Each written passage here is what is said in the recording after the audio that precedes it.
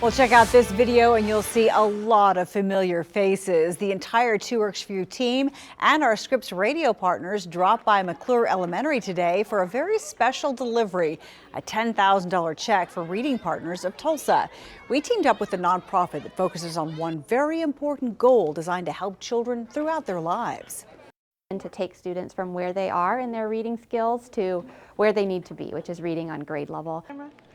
We were thrilled to surprise them with a check from the Scripps Howard Foundation. This is in addition to our gift last week of more than 1,600 books. Now, they still need volunteers, though, to spend just 1 hour a week with a student. Storm Shield weather, certified most accurate.